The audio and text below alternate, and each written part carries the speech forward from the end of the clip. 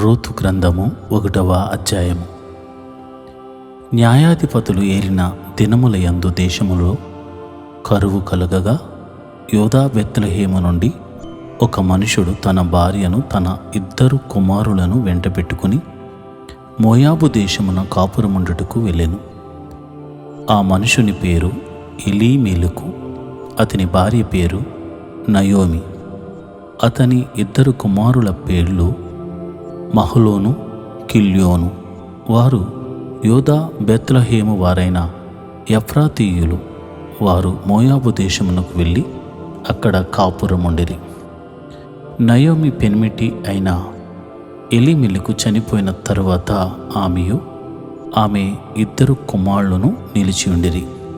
వారు మోయాబు స్త్రీలను పెండ్లి చేసుకొనిరి. వారిలో ఒక దాని పేరు ఓర్పా, రెండవ దాని పేరు రూతు. వారు ఇంచుమించు 10 సంవత్సరములు అక్కడ నివసించిన తర్వాత మహలోను, కిల్యోను అను 2 చనిపోయేరి. కాగా ఆ స్త్రీ తాను కనిన 2 కుమారులను తన పెనిమిటియు లేనిదై ఆయను. వారికి ఆహారం ఇచ్చుటకు యెహోవా తన జనులను దర్శించినని ఆమె మోయాబు దేశములో వినెను గనుక మోయాబు దేశము విడిచి వెళ్ళుటకై ఆమెయు ఆమె కోడండ్రును ప్రయాణమైరి. అప్పుడు ఆమె ఉన్న స్థలము నుండి ఆమెతో కూడా ఆమె 2 కోడండ్రును బయలుదేరి యూదాదేశమునకు తిరిగిపోవలనని మార్గమున వెళ్ళుచుండగా నయోమి తన 2 కోడండ్రును చూచి, మీరు మీ తల్లులో ఇండ్లకు తిరిగి వెళ్ళుడి. చనిపోయిన వారి ఎడలను నా ఎడలను మీరు దయచూపినట్లు యెహోవా మీ ఎడల దయచూపునుగాక. మీలో ఒక్కొక్కతే పెండ్లి చేసుకుని తన ఇంట నెమ్మది నొందునట్లు యెహోవా దయచేయునుగాక అని వారితో చెప్పి వారిని ముద్దు పెట్టుకొనెను.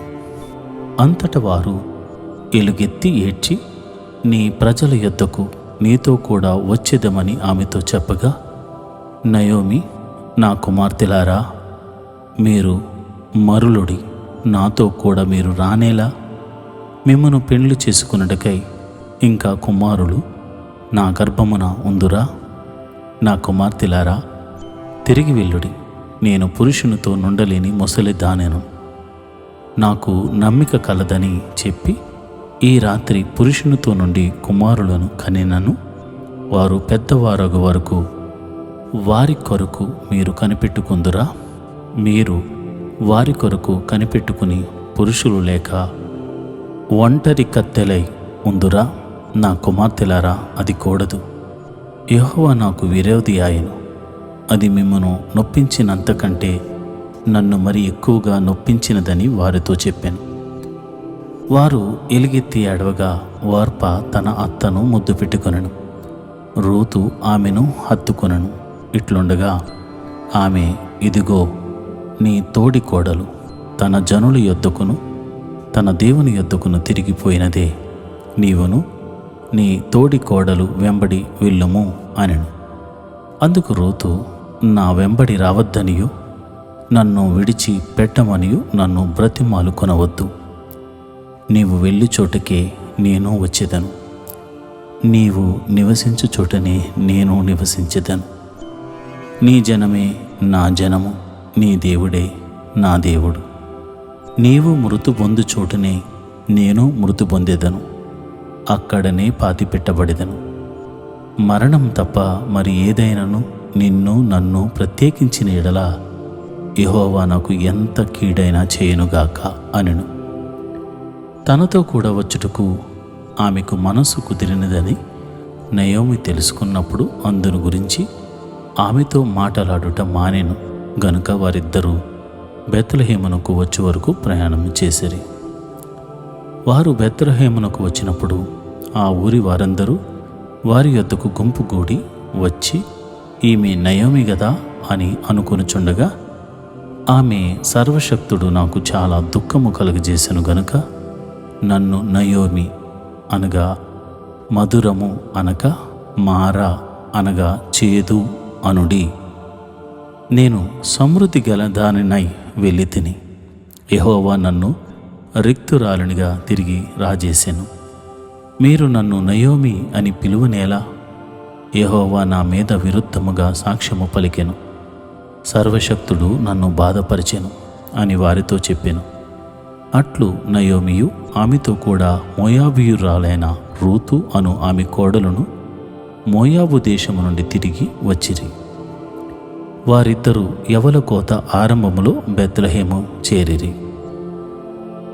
రూతు గ్రంథము 2వ అధ్యాయము. నయోమి పెనిమిటికి బంధువు ఒకడుండెను. అతడు చాలా ఆస్తిపరుడు. అతడు ఎలీమెలెకు వంశపు వాడై ఉండెను. అతని పేరు బోయజు. మోయాబీయురాలైన రూతును, నీ సెలవైన ఎడల నేను పొలములోనికి పోయి ఎవని కటాక్షము పొందగలనో వాని వెనుక పరిగి నేరుకుందునని నయోమితో చెప్పగా ఆమె, నా కుమారి పొమ్ము అనెను. కాబట్టి ఆమె వెళ్ళి పొలములోనికి వచ్చి చేను కోయేవారి వెనుక పొలములో ఏరుకొనెను. ఆ పొలములో ఆమె పోయిన భాగము ఎలీమెలెకు వంశపు వాడైన బోయాజుది.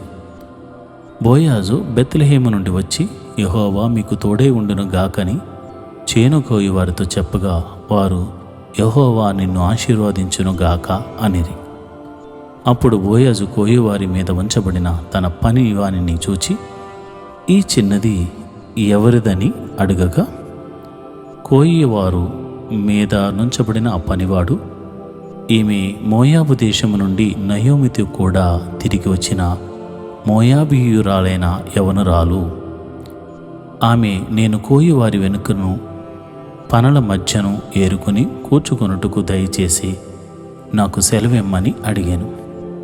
ఆమె వచ్చి ఉదయం మొదలుకొని ఇది వరకు ఏరుకొనుచుండెను. కొంతసేపు మాత్రము ఆమె ఇంట కూర్చుండెనని వాడు చెప్పాను. అప్పుడు బోయాజు రూతుతో, నా కుమారి, నా మాట వినము. వేరొక పొలములో ఏరుకొనుటకు పోవద్దు. దీనిని విడిచిపోవద్దు. ఇచ్చట నా పని కత్తెల యొద్ద నిలకడగా ఉండుము. వారు కోయు చేను కనిపెట్టు వారిని వెంబడించుము. నిన్ను ముట్టకూడదని యవనస్తులకు ఆజ్ఞాపించియున్నాను. నీకు దాహమగునప్పుడు కుండలు ఎత్తుకుపోయి పనివారు చేదిన నీళ్లు త్రాగుమని చెప్పాను. అందుకు ఆమె సాగిలపడి తల వంచుకుని, ఏమీ తెలిసి పరదేశినైన నా యందు లక్ష్యముంచునట్లు నీకు కటాక్షము కలిగెనో అని చెప్పగా, బోయజు, నీ పెనిమిటి మరణమైన తర్వాత నీవు నీ అత్తకు చేసినదంతయు నాకు తెలియబడెను. నీవు నీ తల్లిదండ్రులను నీ జన్మభూమిని విడిచి ఇంతకు ముందు నీవు ఎరగని జనమునొద్దకు వచ్చితివి. యెహోవా నీవు చేసిన దానికి ప్రతిఫలమిచ్చును. ఇశ్రాయేలీయుల దేవుడైన యెహోవా రెక్కల క్రింద సురక్షితముగా నుండునట్లు నీవు వచ్చితివి. ఆయన నీకు సంపూర్ణమైన బహుమానము ఇచ్చునని ఆమెకు ఉత్తరమిచ్చెను. అందుకు ఆమె, నా ఏలినవాడా, నేను నీ పనికత్తెల్లో ఒక దానను కాకపోయినను నీవు నన్ను ఆదరించి నీ దాసురాలునగు నా యందు ప్రేమ కలిగి మాటలాడితివి గనుక నా ఎడల నీకు కటాక్షము కలుగనిమ్మని చెప్పాను. బోయజు భోజన కాలమున నీవిక్కడికి వచ్చి భోజనము చేసి చెరకలో నీ ముక్క ముంచి తినుమని ఆమెతో చెప్పగా, చేను కోయేవారి యొద్ద ఆమె కూర్చుండెను. అతడు ఆమెకు పేలాలు అందియగా ఆమె తిని తృప్తి పొంది కొన్ని మిగిల్చెను. ఆమె ఏరుకొనుటకు లేచినప్పుడు బోయజు ఆమె పనల మధ్యను ఏరుకొనవచ్చును. ఆమెను అవమానపరచుకుడి మరియు ఆమె కొరకు పిడికెళ్ళు పడవేసి ఆమె ఏరుకొనున్నట్లు విడిచిపెట్టుడి. ఆమెను గద్దింపవద్దని తన దాసులకు ఆజ్ఞాపించెను. కాబట్టి ఆమె అస్తమయము వరకు ఆ చేనిలో ఏరుకొనుచు తాను ఏరుకొనిన దానిని దొల్లకొట్టగా అవి దాదాపు 2 యవలులు ఆయెను. ఆమె వాటిని ఎత్తుకుని ఊరిలోనికి వచ్చినప్పుడు ఆమె అత్త ఆమె ఏరుకొనిన వాటిని చూచెను. ఆమె తిని తృప్తి పొందిన తర్వాత తాను మిగిల్చిన దానిని చూపించి ఆమెకిచ్చెను. అంతటా ఆమె అత్త ఆమెతో, నేడు నీవెక్కడా ఏరుకుంటివి? ఎక్కడ పనిచేసేతివి? నీ యందు లక్ష్యముంచిన వాడు దీవింపబడునుగాక అనగా ఆమె తాను ఎవని యొద్ద పనిచేసెనో అది తన అత్తకు తెలియచెప్పి, ఎవని యొద్ద నేడు పనిచేసితనో అతని పేరు బోయాజు అనెను. నయోమి బ్రతికి ఉన్న వారికిని చచ్చిన వారికిని ఉపకారము చేయటం మానని ఇతడు యెహోవా చేత ఆశీర్వదించబడునుగాక అని తన కోడలితో అనెను. మరియు నయోమి, ఆ మనుషుడు మనకు సమీప బంధువుడు, అతడు మనలను విడిపింపగల వారిలో ఒకడని చెప్పగా, మోయాబీయురాలైన రూతు అంతేకాదు, అతడు నన్ను చూచి తనకు కలిగిన పంట కోత అంతయు ముగించు వరకు తన పని వారి యొద్ద నిలకడగా ఉండుమని నాతో చెప్పెను అనెను. అప్పుడు నయోమి తన కోడలైన రూతుతో, నా కుమారి, అతని పనికత్తెల్లో కూడనే బయలుదేరుచు వేరొక చేనిలోని వారికి నీవు కనపడకపోవుట మంచిది అనెను. కాబట్టి యవల కోతయు గోధుమల కోతయు ముగియు వరకు ఆమె ఏరుకొనుచు బోయాజు పనికెత్తెల యొద్ద నిలకడగా నుండి తన అత్త ఇంట నివసించెను. రూతు గ్రంథము 3వ అధ్యాయం. ఆమె అత్త అయిన నయోమి, నా కుమారి, నీకు మేలు కలుగునట్లు నేను నీ కొరకు విశ్రాంతి విచారింపవలసిన దానను గదా.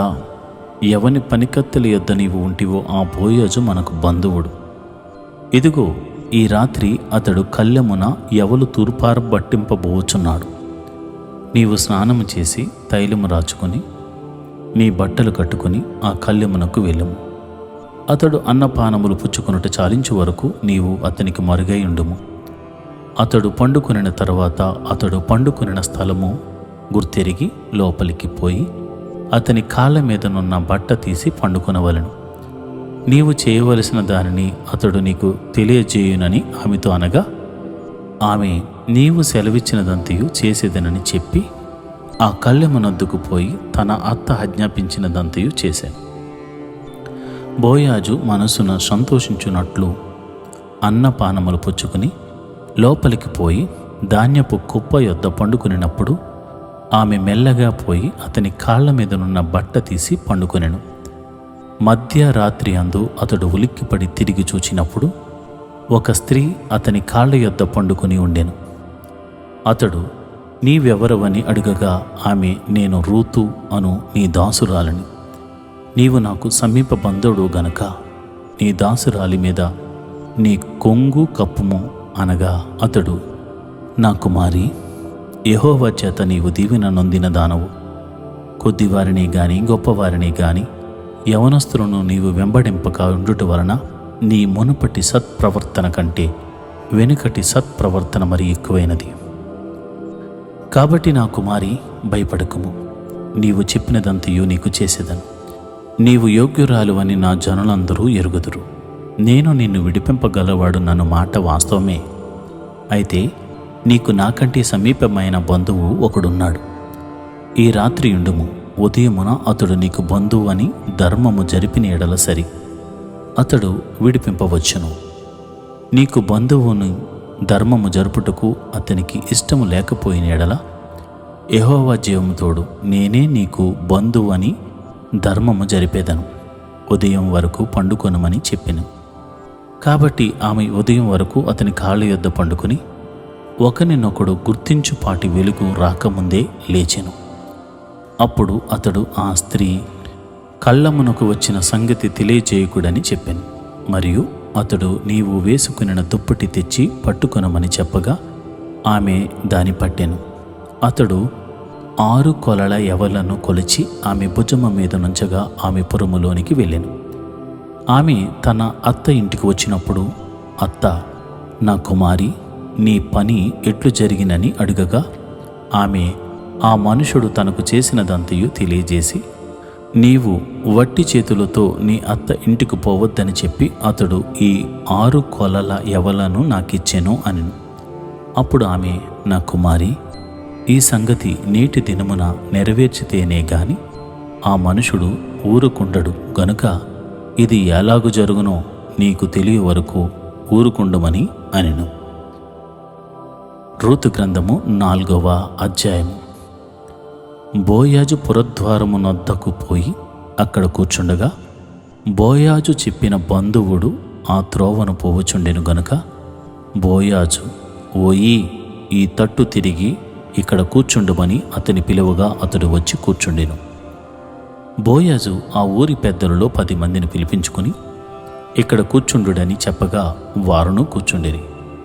అతడు మోయాబు దేశము నుండి తిరిగి వచ్చిన నయోమి మన సహోదరుడైన ఎలీమెలెకునకు కలిగిన భూభాగమును అమ్మివేయుచున్నది గనుక నీవు చెవులార వినున్నట్టు నేనొక సంగతి తెలియజేయవలనని ఉన్నాను.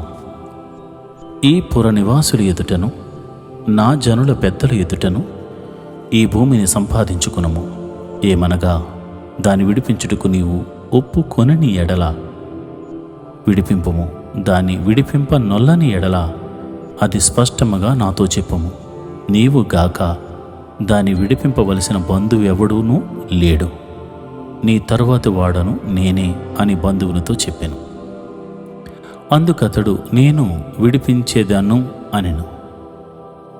బోయాజు, నీవు నయోమి చేతి నుండి ఆ పొలమును సంపాదించు దినమున చనిపోయిన వాని పేరట అతని స్వాస్థ్యమును స్థిరపరచునట్లు చనిపోయిన వాని భార్య అయిన రూతు అను మోయాబీయురాయల యొద్ద నుండి దాన్ని సంపాదింపవలనని చెప్పగా ఆ బంధువుడు, నేను దానిని విడిపించుకొనలేను, నా స్వాస్థ్యమును పోగొట్టుకుందునేమో, నేను దాన్ని విడిపింపలేను గనుక నీవే నాకు ప్రతిగా బంధువుని ధర్మము జరిపింపమని చెప్పాను.